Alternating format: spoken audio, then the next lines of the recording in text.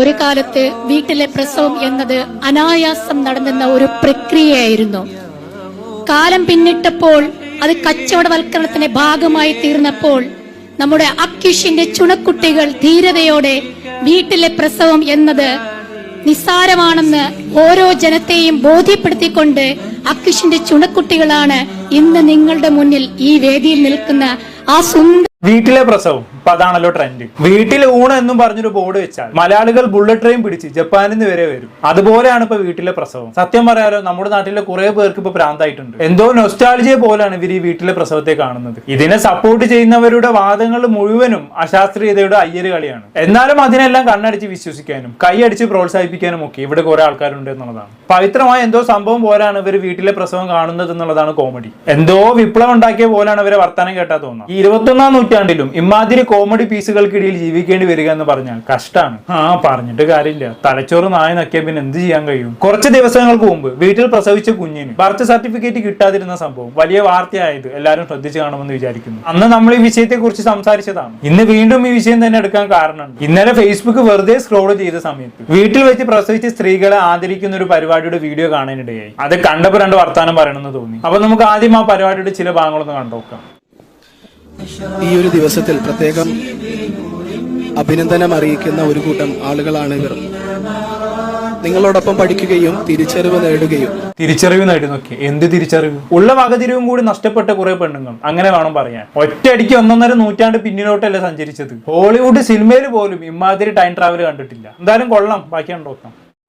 അവർ സ്വതന്ത്രമായി അവരുടെ ഒരു തീരുമാനമെടുക്കുകയും പണ്ടുകാലത്തൊക്കെയും നടന്നതുപോലെ വളരെ സ്വസ്ഥമായ സന്തോഷകരമായ പുതുജീവനെ ഏറ്റെടുക്കുന്ന സുന്ദര മുഹൂർത്തത്തിന് സാക്ഷിയായ അതിന് കാരണക്കാരായ ആളുകൾ നിങ്ങളോടൊപ്പം തന്നെയുണ്ട്. എന്താ ഒരു വർണ്ണനല്ലേ? എന്തോ വലിയ കാര്യം ചെയ്ത പോലെയാണ് വർത്താനം കേട്ടാ തോന്നുന്നത്. ഇമാതിരി ആളുകളുടെ ഒരു സ്ഥിരം ഡയലോഗാണ് ഇയാൾ പറയുന്നത്. പണ്ടത്തെ പെണ്ണുങ്ങൾക്ക് വീട്ടിൽ പ്രസവിക്കാമെങ്കിൽ ഇപ്പോഴത്തെ പെണ്ണുങ്ങൾക്കും ആയിക്കൂടെ എന്ന്. ഞാനൊന്ന് ചോദിച്ചോട്ടെ, ഈ പണ്ടത്തെ ആൾക്കാർക്ക് കാളവണ്ടിയിലും കുതിരവണ്ടിയിലും ഒക്കെയാണ് സഞ്ചരിക്കുന്നത്. നാളെ തൊട്ട് നിങ്ങൾ അതിൽ സഞ്ചരിക്കാൻ തയ്യാറാവോ? ഈ പെട്രോളും ഡീസലും ഒക്കെ മാരക കെമിക്കലുകളാണ്. നമ്മൾ അക്യുപങ്ചറുകാർ അതൊന്നും ഉപയോഗിക്കാൻ പാടില്ല. അതുകൊണ്ട് നാളെ തൊട്ട് കാറും ബൈക്കൊക്കെ ഒഴിവാക്കി ഓരോ കാളവണ്ടി എടുത്ത് അങ്ങോട്ട് ഇറങ്ങിക്കും. എന്തേ പറ്റോ? അതുപോലെ പണ്ടൊക്കെ പറമ്പിലാണ് തൂറിയിരുന്നത്.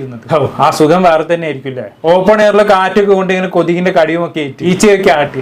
എന്താ ഒരു വൈബില്ലേ? അല്ലാതിപ്പോ ഞാൻ എന്താ അവരോടൊക്കെ പറയാം. ഈ പഴയ കാലത്തൊക്കെ 10ഉം 20ഉം ഒക്കെ പ്രസവിച്ചിട്ടുണ്ടെങ്കിൽ അന്നത്തെ സാഹചര്യം അങ്ങനെ ആയതുകൊണ്ടാണ്. ഇന്നത്തെ പോലെ സൗകര്യം ഇല്ലാത്തത് കൊണ്ടാണെന്ന് മനസ്സിലാക്കുക. ഇങ്ങനെ വീട്ടിൽ പ്രസവിക്കുന്നത് മൂലം പണ്ട് ശിശുമരണ നിരക്കും മാതൃമരണ നിരക്കും ഒക്കെ കൂടുതലായിരുന്നു. ജനിക്കുന്ന പല കുഞ്ഞുങ്ങൾക്കും വൈകല്യങ്ങൾ ഉണ്ടാകുമായിരുന്നു. പോഷകക്കുറവ് മൂലമുള്ള പ്രശ്നങ്ങളൊക്കെ ഉണ്ടാകുമായിരുന്നു. അതിൽ നിന്നൊക്കെ രക്ഷപ്പെട്ട് ഇന്ന് ഇത്രയും സൗകര്യങ്ങൾ എത്തി നിൽക്കുന്ന ഈ കാലഘട്ടത്തിലും പഴമയുടെ പോരിശവും പറഞ്ഞു പോകുന്നവരോട് പുച്ഛമാണ് തോന്നുന്നത്. വേറെ ഏറ്റവും വലിയ കോമഡി നടന്നു വെച്ചാണെങ്കിൽ ഇവരെ പ്രസവം മാത്രമേ വീട്ടിൽ നിന്ന് നടക്കത്തുള്ളൂ. ബാക്കിയെല്ലാ ആവശ്യത്തിനും ഇവർക്ക് ഹോസ്പിറ്റലിൽ തന്നെ വേണം. സ്കാൻ ചെയ്യാനും പ്രസവത്തിന്റെ ഡേറ്റ് അറിയാനും കുഞ്ഞിന് എന്തെങ്കിലും പ്രശ്നമുണ്ടോ എന്നറിയാനും ഒക്കെ ഇവർക്ക് ഹോസ്പിറ്റൽ സൗകര്യങ്ങൾ ഉപയോഗിക്കാം. ഒരു കുഴപ്പമില്ല. പ്രസവത്തിന് സമയം എടുക്കുമ്പോൾ മാത്രം ഇവർക്ക് ഹോസ്പിറ്റൽ അലർജി ആയിട്ട് മാറും. ഒരു പ്രത്യേക തരം ജീവിതമാണ് ഇവരുടെ. ഇനി നാളെ വല്ല ഓർഗൻ ട്രാൻസ്പ്ലാന്റും ചെയ്യേണ്ടി വന്നാൽ അതും യൂട്യൂബിൽ നോക്കി ഇവർ വീട്ടിൽ വെച്ച് ചെയ്യുമ്പോൾ ഒന്ന് കണ്ടറിയേണ്ടി വരും. വല്ലാത്തൊരു ജാതി മനുഷ്യന്മാരെന്ന് ഇഷ്ടം. ബാക്കിയുണ്ടോ?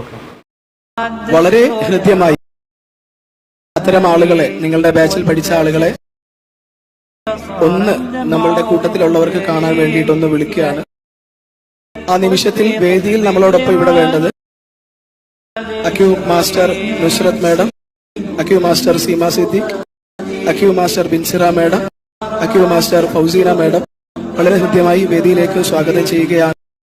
ഈ വനിതാ നേതൃത്വത്തിന്റെ ഒപ്പം നിങ്ങളൊന്ന് അറിയാൻ, അവരെ ഒന്ന് ആദരിക്കാനായി വേദിയിലേക്ക് ഈ ബാച്ചിൽ നിന്നും ഹോം ബർത്ത് നടന്ന പ്രിയപ്പെട്ട സഹോദരിമാരെ വേദിയിലേക്ക് ക്ഷണിക്കുകയാണ്.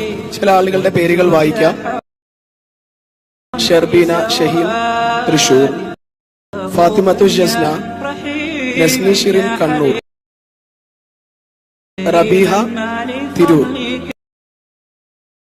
വഹീദ ഷിഹാബ്, ഫർസാന ഷുക്കൂർ, മുക്കം, ആയിഷ, സക്കീന, ഖദീജ എല്ലാരും വേഗം വന്നാട്ടെ. നിങ്ങളൊക്കെ ഇങ്ങനെ ഹോസ്പിറ്റലിലും പോയി മരുന്നും കുത്തിവെച്ച് പ്രസവിച്ചോളൂ മക്കളെ. നമ്മളൊക്കെ കണ്ടോ സ്വന്തം പേരെന്ന് സുന്ദരായിട്ട് പ്രസവിച്ചവരാണ് മക്കളെ. എന്താ ഒരു അച്ചീവ്മെന്റ് ഇല്ലേ?